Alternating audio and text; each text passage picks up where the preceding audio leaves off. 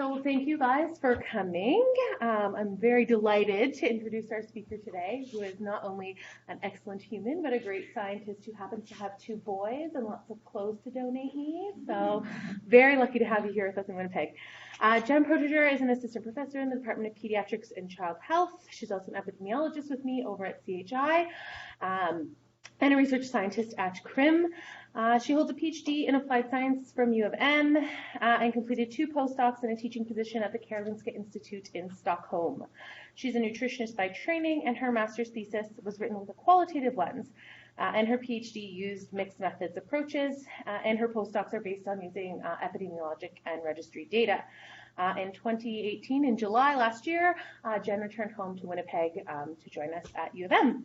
Her primary research interests are in the societal consequences of allergic disease, as understood through patient engagement and intended to change policy. She also actively consults on how to incorporate mixed methods designs into a variety of research topics. And that's what we're going to talk about today, mixing it up, how qualitative and mixed methods can contribute to the impact of clinical trials. Take it away. Thank you, Lauren, for a really kind introduction. It's really a treat to be here, and I've been told I need to stand on this side because they need to record me, but I do tend to wander, so I apologize for that. It's a pleasure to speak with you today about mixing it up, how qualitative methods and mixed methods can contribute to the impact of clinical trials.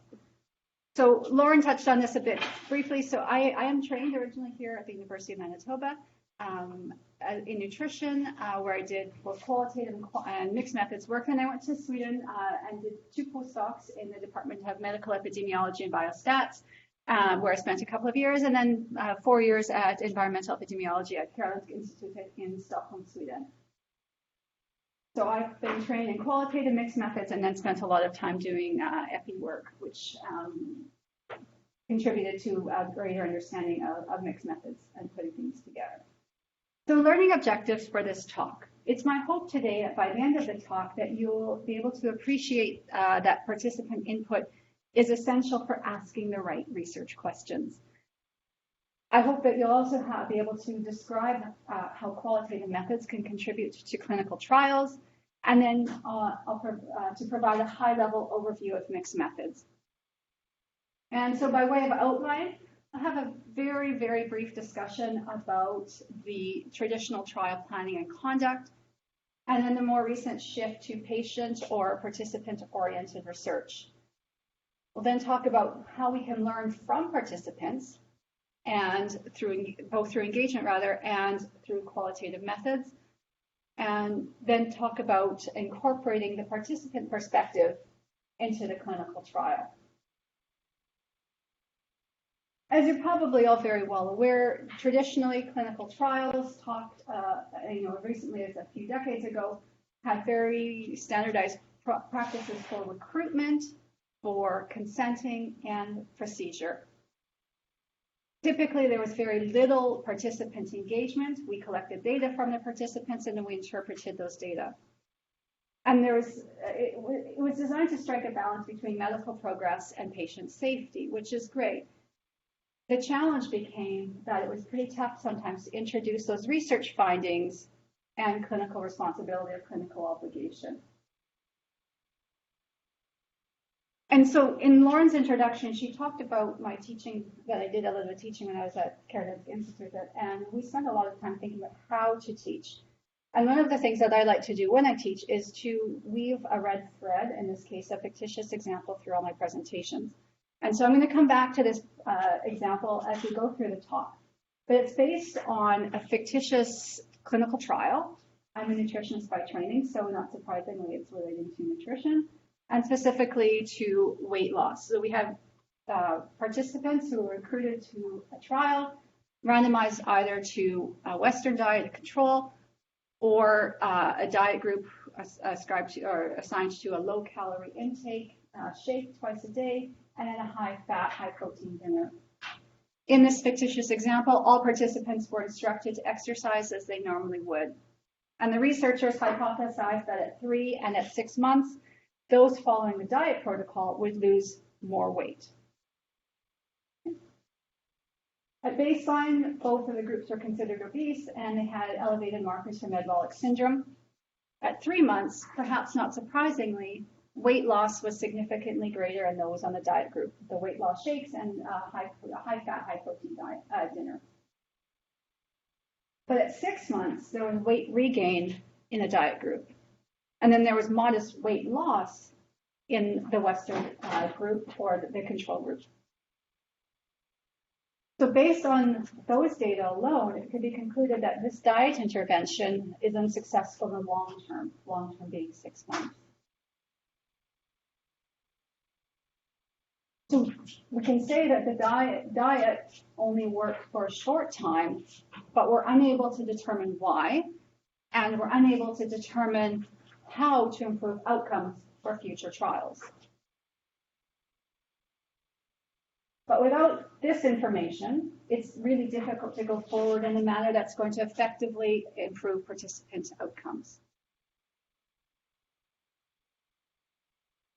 And I think as academics and as scientists and as people who work in the university environment, we have a lot of privilege. And you can interpret privilege how you want, but my feeling is we have the ability to impact people, but that also mandates that we take responsibility for that and that we make the best use of our resources to improve outcomes for individuals. There's been a lot of discussion about who said with privilege comes to responsibility first. So Lauren mentioned I have 2 boys. You'll probably see a reference to the fact that I have small kids in the next couple screenshots. So Winston Churchill's been suggested as being the first to say this, Spider-Man, and Voltaire. And Voltaire lived in the late 1700s, and a lot of people thought he was the first person to say this, but it was actually not until the French Revolution that it was said 4 years after Voltaire passed away. But the reason I like Voltaire is because he was the one who said, "Il faut cultiver notre jardin," which means we need to take care of our garden, to cultivate it, to nurture it, to let it grow so it can thrive itself. And I would suggest to you that that can also be translated to us as researchers, helping our participants realize their potential. And that's our responsibility.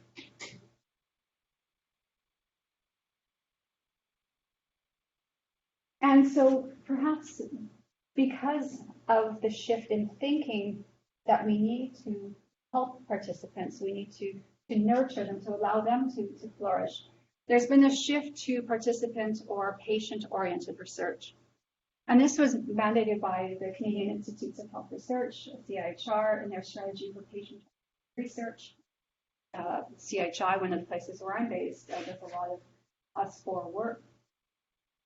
And it dictates that patients must be involved in as much and as meaningfully as possible in order for health research to be more responsive to the needs of Canadians. We need to know what those needs are in order to be able to best serve them. And by default then, or by extension rather, this means that patients should be amongst those who are conducting or facilitating the study. They're engaged in the whole process. They're not simply the receivers of knowledge.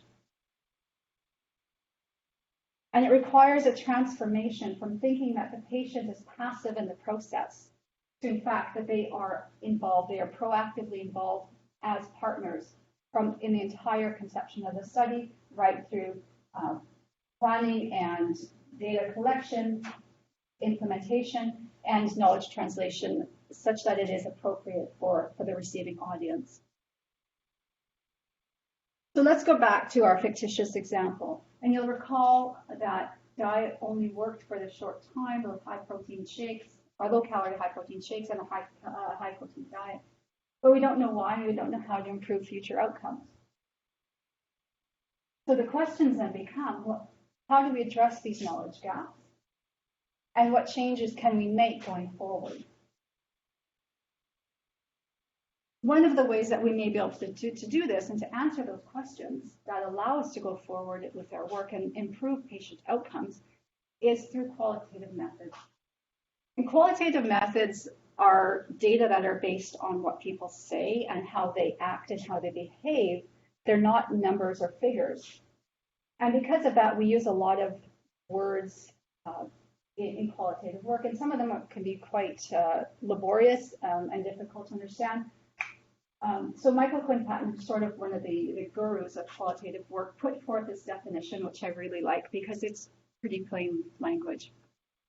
And he writes, qualitative methods are methods that document the stuff that happens in real world, to real people in the real world, in their own words, from their own perspectives, and within their own contexts. And then it makes sense of all that stuff that happens by finding patterns and themes amongst the seeming chaos and idiosyncrasies of lots of stuff. So we are human beings. We can't be controlled so easily.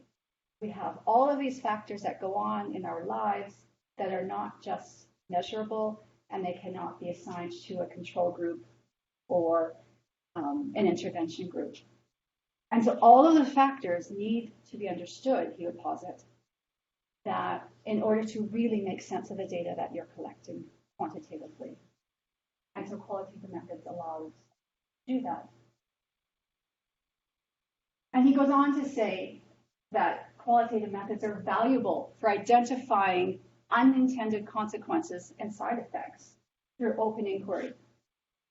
And there's a number of different ways that we can talk about how we inquire through qualitative works and to understand all the stuff that goes on in people's perceptions and how they think in the context in which they're interpreting their life events. But four sort of major ways that we do this are through observation. That is, we watch people. And this is one way of doing it.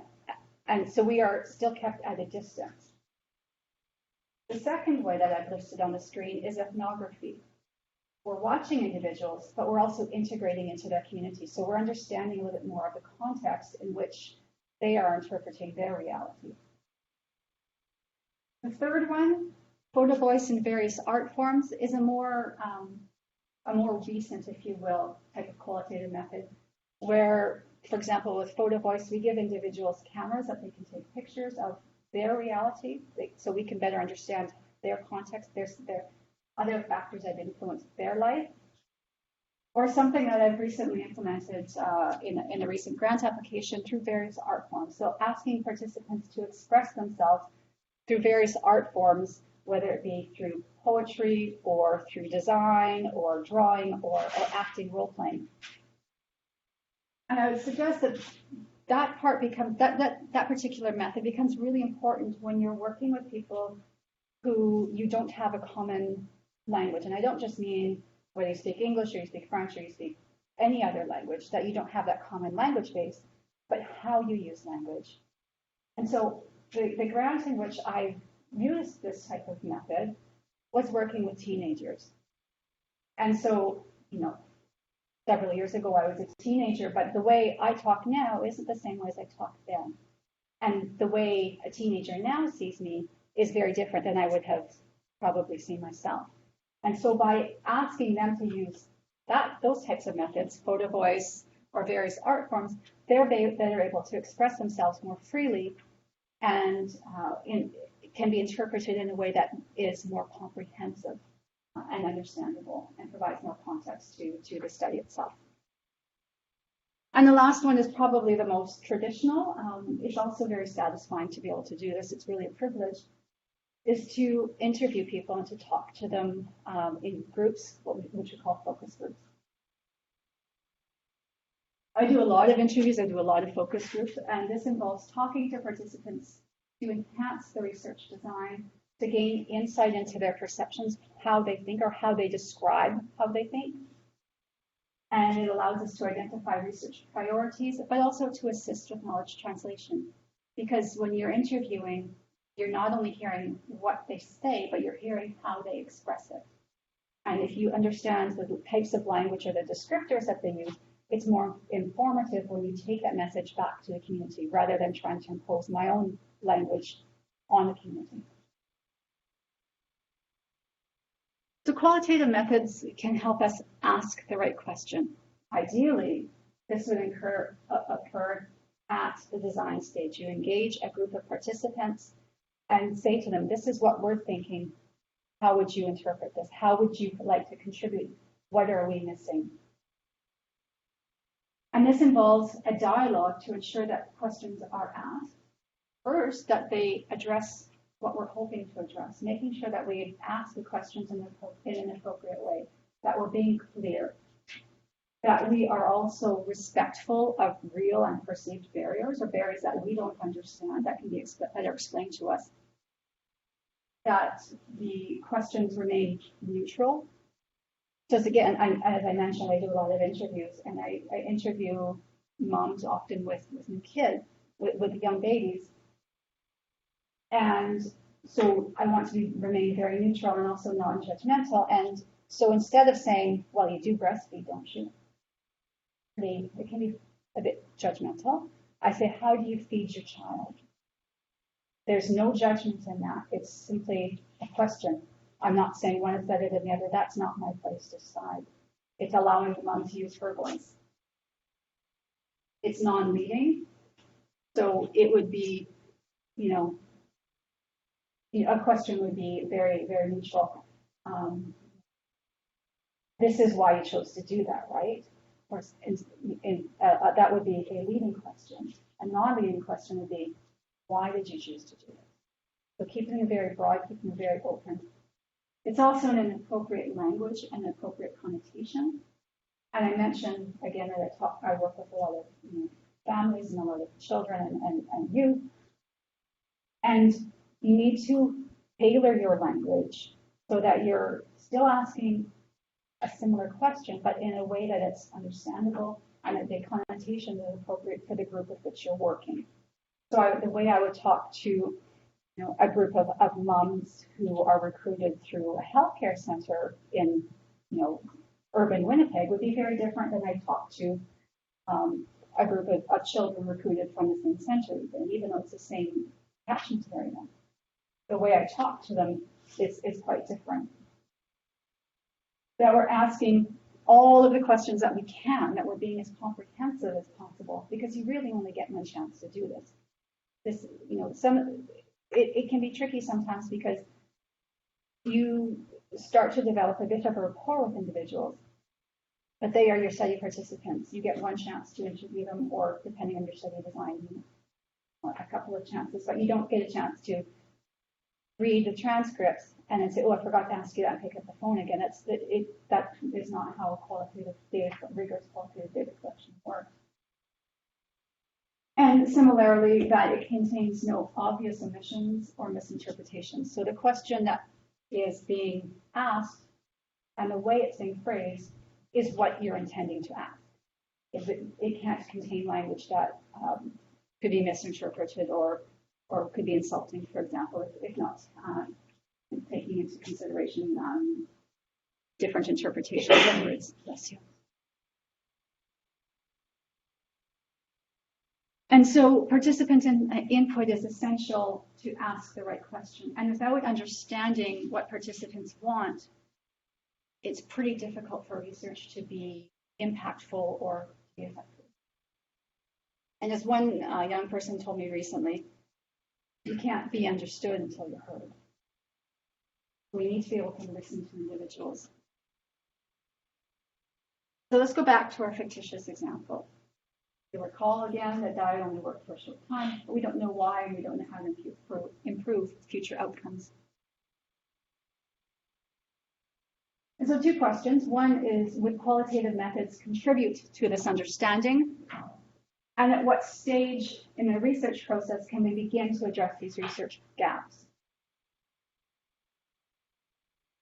I hope I've convinced you even in the last 15 minutes or so that qualitative methods would in fact contribute to this understanding.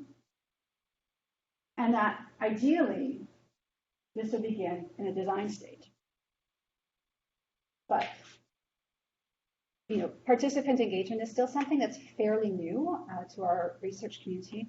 And when we're thinking about designing studies, particularly if we're not familiar with doing a lot of mixed methods, it may not be something that we consider right away. But when we do create a participant engagement group, we'll be able to prioritize what is most important to the study. What do we really need to know? Let's distill it down to the most important things. Once we know the most important things, let's use that to inform the design of the study. Subsequently, then we'll be able to identify what types of questions we need to ask, but then also how we're going to ask those questions. This will then lend itself very nicely to the key outcomes. If you've got a very clear question and it's asked well, your outcomes will be pretty easy to define. And then do the interpretation. Knowledge translation is really important. Who we're targeting, how we talk about the findings. The findings don't change themselves, but the way we express them might. Access to community is also really important, depending on any types of barriers that you may have, language, culture, otherwise. And if we think to our fictitious example, what other types of data might be needed to uncover, in this case, why diet only worked for a short time, and how can we generate ideas for future outcomes? So participant engagement has two purposes. One is to be a consultation, whereas the participants come in, they provide some consult as to how to ask questions or how to access the community, define what's important. And we take that information and then we carry on with our own research protocol. I would suggest that collaboration is, when possible, a stronger way forward, because it's really when we all come together, we can make best use of all of our resources, and we can learn from those participants as much as we're trying to gather scientific data from them, that we can learn how to enhance the methods themselves.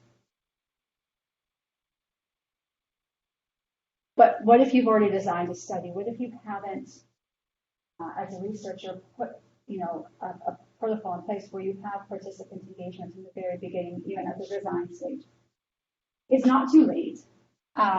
There are certainly ways of doing this, and we, at the Center for Healthcare Innovation, where I'm based, we have a lot of people who reach out to us and say, well, we need to understand our data a bit better, or we've got this trial that we've designed and for which we have ethics, but we also want to add this second layer, this qualitative piece, in order to better understand. So it certainly is possible then to add another method of data collection to better understand the findings, even if you've already got past that initial design stage. In our fictitious example, we could consider adding a qualitative component to better understand the findings. So for example, you could interview the participants at 3 months. That's when, again, we saw the dieters lost substantial weight, but the weight loss group, or the control group rather, didn't. And the opposite was true at 6 months. And we could ask them about diet, taste, for example, or social activities, costs or convenience, any other factors that might contribute to the understanding or the context of the quantitative results from the trial. So in a scientific manner, we could ask what the participants liked and what was not acceptable to them, and ask what could be improved in future. And the way this is asked, for example, would be an intergroup and focus group, and we develop a list of questions that are developed in a fairly systematic way, that are open-ended and pay attention to language. The interview guide, the list of questions, is asked to all of the participants. That's sort of your core list of questions. But then if a participant mentions something that's particularly interesting, you can have what's called a probing question or a follow-up question to really delve into that a little bit more. The lovely piece also with qualitative methods is once you have that interview guide, it's not fixed. So if a few participants in the beginning start raising a topic that is not covered in your interview guide, you can add that piece to the interview guide. Depending on the type of question, you may want to reach out to ethics and submit an amendment so that you have their approval to do it. But there's some fluidity that's allowed within the interview guide itself. So that is the way of collecting data. Once you start getting to the data themselves, once you have all of the interviews and focus groups transcribed, for example, then the next step then becomes looking for patterns in what is being said. What are some similarities in the data? What are some differences between participants that are in the things that they're saying? And so in our example, we could look for differences in perception from 3 months to 6 months. And the trick with qualitative analysis, or the key piece of qualitative analysis, is that we're not trying to disprove alternate theories or alternate themes. We're not trying to discount that there are differences. We're not going in there with a fixed idea that this is the theme and we're not willing to consider anything else. What we're trying to do is, in fact, look for data that would support other explanations.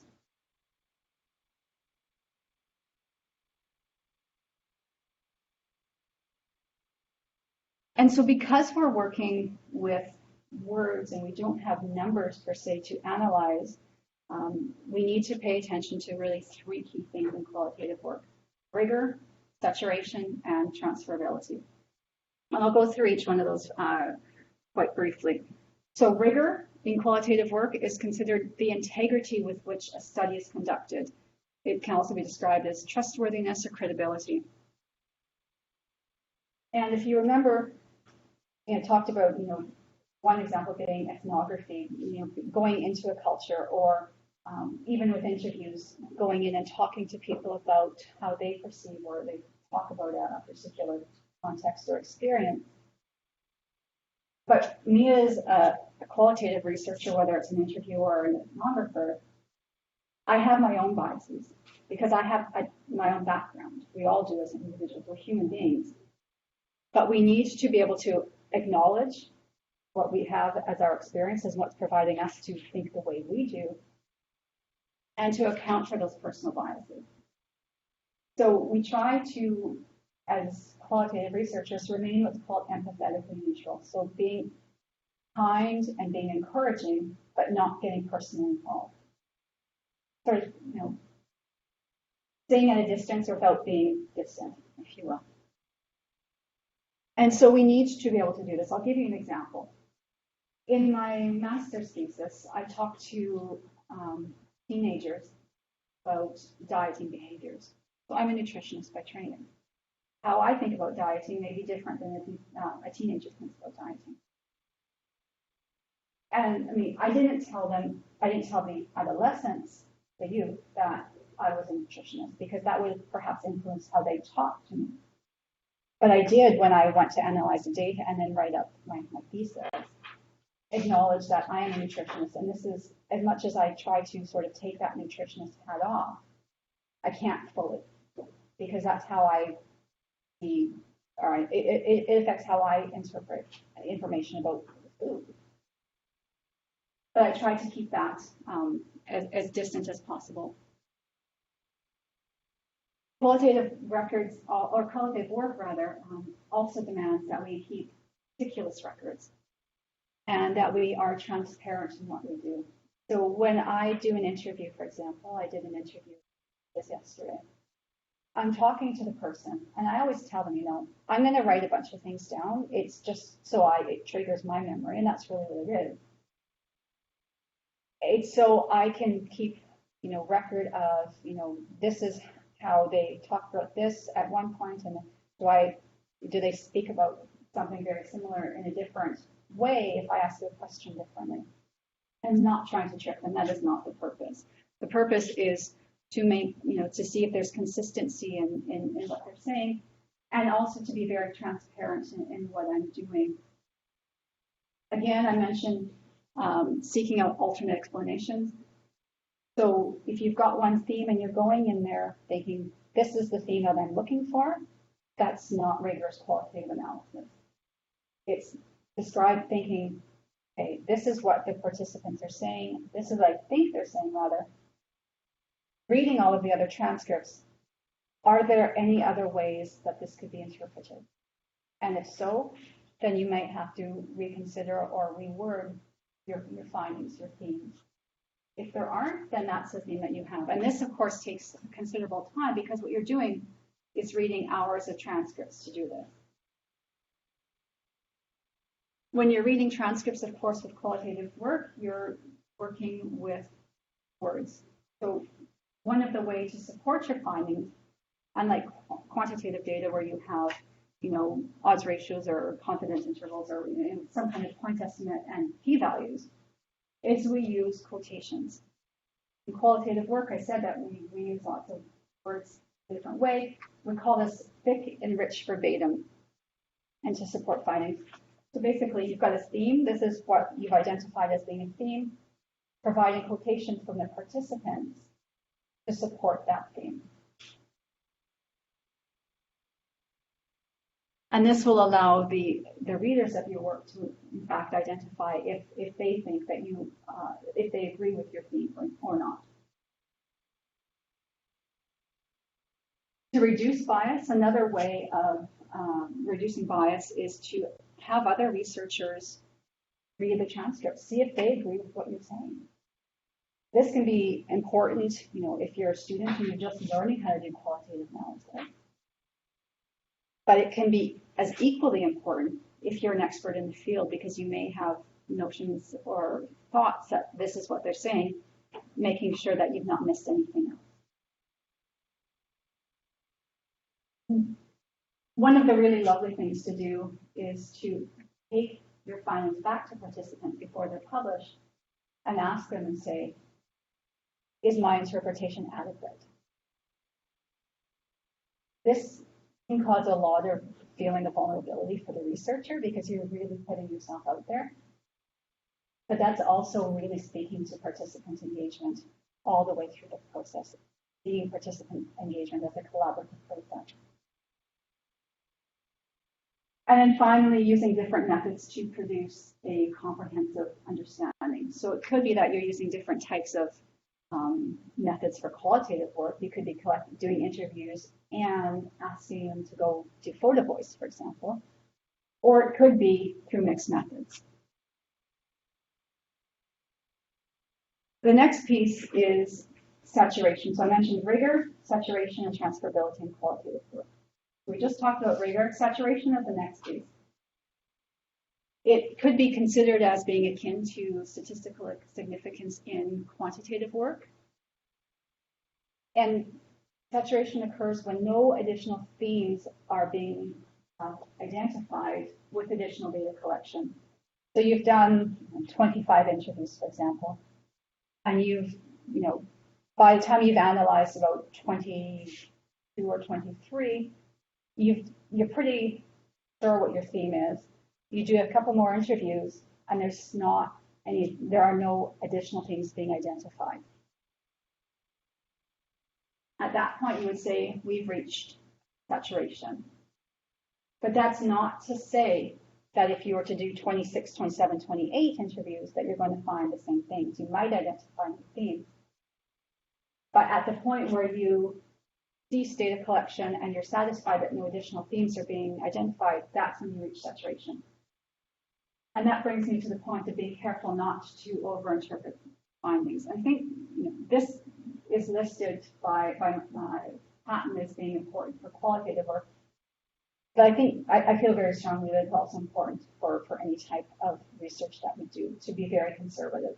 And so when I trained at Karolinska, one of the things that was constantly being reinforced is be conservative in your language.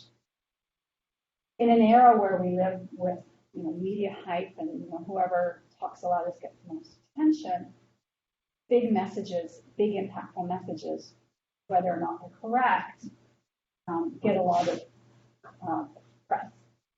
But I think our goal as scientists is to be very sure that we have a very clear message, but that it's being interpreted through a fairly conservative lens, and that we're being true to the data and we're being true to the participants who provided those data.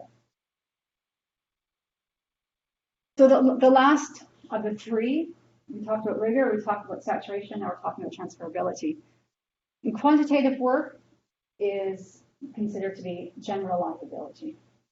In qualitative work, it's described as being the degree to which results can be transferred to other contexts or settings with other respondents. It's wordy, it's heavy, it's wordy, and the first few times I saw this, I needed to read this, so reread it several times to get the gist of what they're saying. What it means is that I've collected these quantitative data, or qualitative data, from a particular group. And these are the characteristics of that group. And this is the context of that group. So I collected data from a group of new moms in Winnipeg, large urban center, who have these particular education characteristics, socioeconomic characteristics, whatever it happens to be. Those findings may be able to be transferred to moms with a similar characteristics in another large urban center, Toronto, Vancouver, where have you. But they couldn't be transferred necessarily without some understanding of more context to moms who live in a different part of Canada, a more urban or more rural setting, or a different country where the healthcare system is different. We need to keep that in mind. We need to understand the context, not just the language.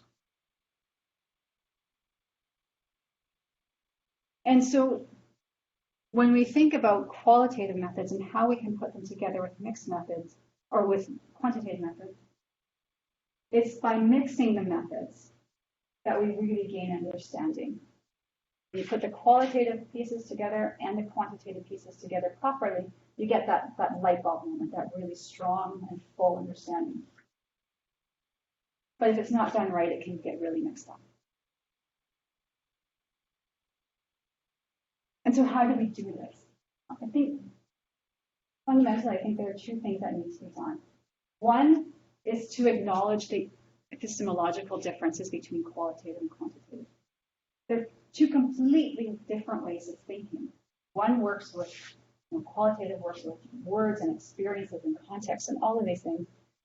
Quantitative data works with clinical values and trial outcomes and various different types of measurable data. And as researchers who do both types of data, both types of work, we don't have to understand all of the minute details. I don't understand them, Eliza. I don't understand those types of things, but I can understand or I can appreciate that the way I think about knowledge and how knowledge is created and how knowledge is disseminated has value in both types of methods, qualitative and quantitative. And it's important also to recognize that both methods have ultimately a common purpose, and that is to produce positive change. It's not to necessarily just get more publications out. It's not to get bigger and better grants. It's to help the participants. That's who we are serving. And so some common mixed methods designs, if you read the literature, there's different designs by almost every author. Creswell and Plano-Clark published these 12 years ago, and I still like them probably the most of all of the ones that have published. And the top two are sequential. You do one and then you do the other. Bottom two are concomitant. You do them both at the same time. So looking first at the sequential designs, the top one is what's called a sequential explanatory design, where you collect the quantitative data first, and then you do a smaller qualitative study that informs the quantitative data, and collectively you make that interpretation. I'll give you an example. One of the studies that I'm running right now is on the economic and household costs of food allergy. So we have a qualitative study that's being run. We are recruiting from Pediatrics allergy clinic at children, families who have a child who has food allergy. And we say to them, we have a questionnaire. We really appreciate the opportunity to better understand how food allergy affects your family in different cost perspectives. So, measurable dollars, how much you're spending on food. Other is, indirect costs, so costs that are, time costs, how much time you spend doing something. And other costs, called intangible costs, quality of life, or self-reported health. And so we're collecting all of those data, but they are, they're questionnaires. They don't allow for a lot of opportunity for open-ended questions. And so what we're also doing is running a study that allows us to talk to families, typically moms, but not exclusively, and ask them about, time that it takes to prepare meals for a food allergic child, and how that the time commitment now compares to the time commitment before you knew your child had a food allergy. So using those qualitative data to help inform the quantitative data collected for survey. So that's sequential explanatory design. The sequential exploratory design is when we want to test ideas derived from qualitative work. So another example. We were at CHI recently approached to do a consult on a trial. And I'm not the PI in the study, so I'm not going to provide a lot of detail, but what it was is disease X and disease Y. Once thought to be completely mutually exclusive, and now realizing that there may be an overlap between them. Okay? But in order to understand the possible overlap and recognizing that there's not a lot of literature in the area, what we recently wrote a grant application to first do a qualitative study with 3 groups: disease X, disease Y, and those who have both, X and Y. So we're using that then to subsequently inform quantitative study. And the interpretation then would be largely based on the qualitative and to a lesser extent on the quantitative findings that will occur subsequent to the qualitative findings. So those were the sequential designs. The concomitant designs are those where you have both quantitative and qualitative, but they're collected at the same time. And this can be in a really extensive questionnaire, for example, where you have closed-ended questions, Likert scale, for example. And then you've got the opportunity for participants to write longhand answers, brief form, if you will. And the interpretation is based on both qualitative and quantitative equally. Not the most rigorous way of collecting qualitative data, and it's perhaps not the most interesting way, but it certainly is an efficient way and still contributes more understanding than if you only collected the quantitative data. And the last one is the embedded concomitant design, and this has 2 parts. The first one is where you have mostly qualitative, and then a smaller piece, you have quantitative.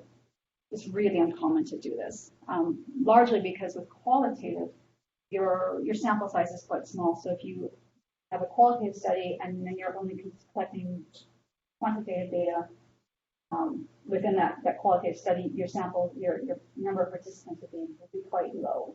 So it's not super common.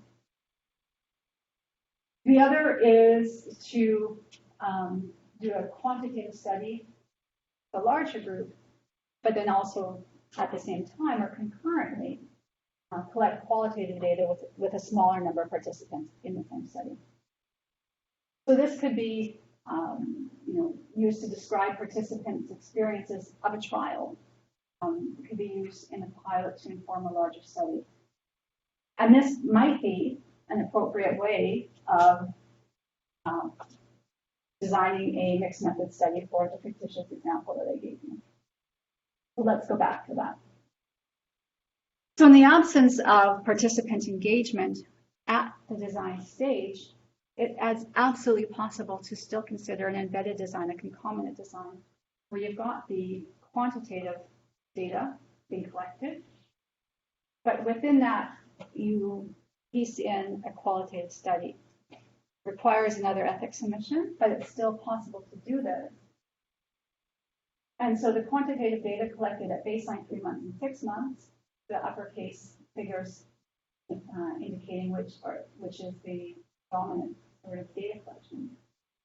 And then you could also collect qualitative data at 3 months and at 6 months from both the control and the diet group, but a smaller group of individuals. So let's say at 3 months you found out, well, quantitatively we know already that weight loss significantly is greater in the diet group. Those are the ones getting those shakes. Talking about the qualitative findings, so within the controls, we identify that the controls are feeling frustrated over low weight loss and that they really are looking for faster results. In contrast, we see the dieters who are super excited about weight loss. They feel great, but those diet shakes are really boring. and high-protein diet is becoming expensive. We then move out to 6 months. Quantitative, again, we know that the weight regain in the diet group, and there's modest loss in the controls. Well, that's a finding from quantitative perspective, rather. But if we add a qualitative piece to it, we can perhaps identify other reasons why this is happening. Controls, they might say that the slow start made us eager to lose more weight by increasing activity. And it's easy to maintain this behavior. We're eating them very much the same way as we did, but we're being a little bit more active. Dieters, for example, these are purely hypothetical. But the dieters say that, this diet plan is really limited on limiting our social activities, but we just had a major important holiday, and it was even more difficult. Those shakes were boring, but more importantly, we could tolerate the boring flavor, but the shakes, the bottles were leaking, or the shakes froze, causing the bottles to crack, and ultimately they couldn't proceed with the high protein meals because they just became too costly. Without those types of data, those results, we wouldn't have been able to have a full understanding of the results of the trial. So from those results, can we draw the same conclusion that diet intervention is unsustainable in the long run? Possibly. But there are other explanations. Being part of a trial on weight loss motivated the controls, those who were told to just do what they do, but it motivated them to increase their activity level, even though this was contrary to the protocol. Again, it's pretty tough to control individuals who are living in a free environment. And the dieters, well, they didn't mind the meal plan, but it was really hard to maintain during the holidays, and it just became far too expensive. And then the shake packaging was unsatisfactory. So it might not necessarily change the results, adding quantitative or qualitative methods to the quantitative, but it would change our interpretation. So we could say that controls were motivated by participation alone, that the increased activity was contributed to a slow but steady weight loss, that dieters lost weight initially, but they need support and they need resources to maintain this adherence. So not saying that the diet doesn't work. It works if these other things are in place. And that the provision of support and resources may provide an opportunity for long-term weight loss. So again, the interpretation is more comprehensive for the reasons that I've just outlined, and it identifies behaviors that were not in keeping with the protocol, and it provides pilot data for going forward, for planning new studies, and ultimately for improving outcomes for patients.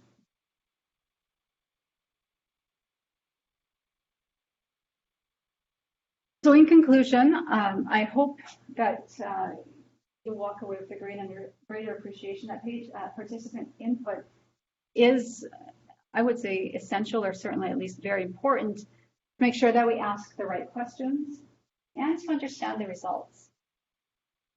And that understanding context and understanding perceptions through participants' voices, or the parents of participants if you're working with young people, can really contribute to the understanding of the results from the clinical trials.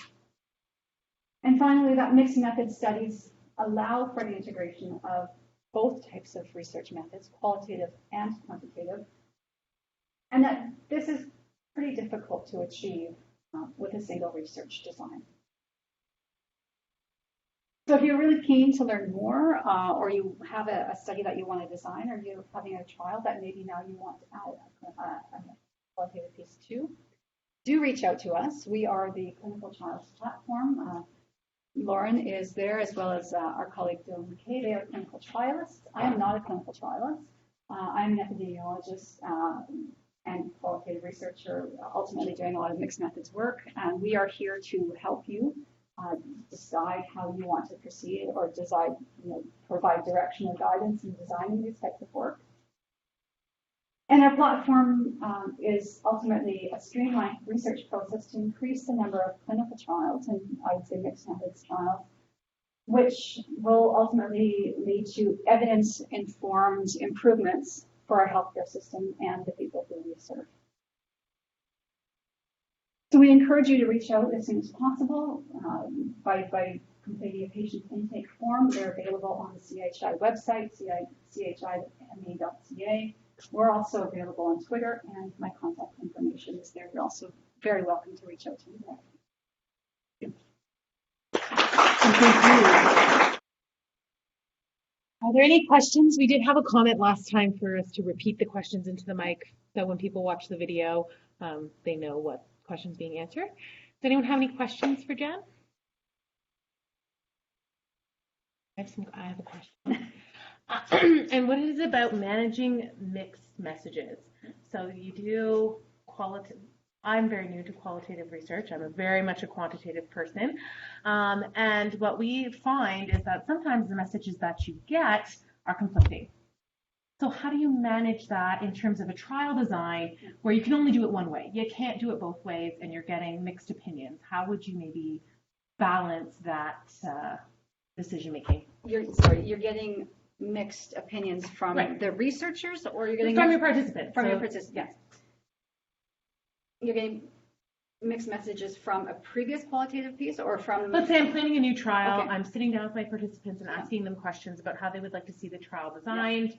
Yeah. One says they would like it this way. One says they would like it this way. There's kind of mixed, equal support for both ways. Yeah. How do you move forward? Yeah. I think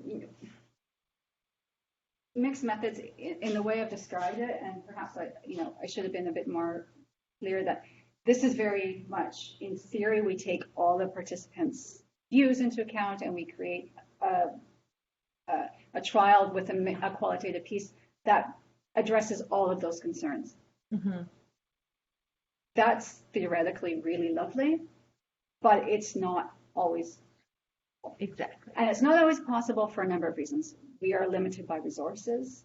We are limited by what would be appropriate to do, particularly if we're working with vulnerable or marginalized populations, whatever descriptor you choose to use. But we need to be very careful what is wanted and what is actually practically possible or appropriate to do for that particular population. Mm-hmm. And so you need to, at the end of the day, you take all of the input from your co-investigators, you take input from your participant engagement groups, and you do the very best you can, recognizing that as much as we try to take all of that into account, you can't make everybody mm-hmm. happy, but you have to satisfy your resource limitations and you have to be very cautious about what you're allowed to do. Any other questions or comments? Okay, next month, thank you. Join me in thanking Jen again. Next month, you get to hear from me on outcomes, all about selecting outcomes that mean things and are important, and how to do that, and more on how not to do that, actually. And I think we have a date set. Okay, you'll get an email, but it's around the end of the month.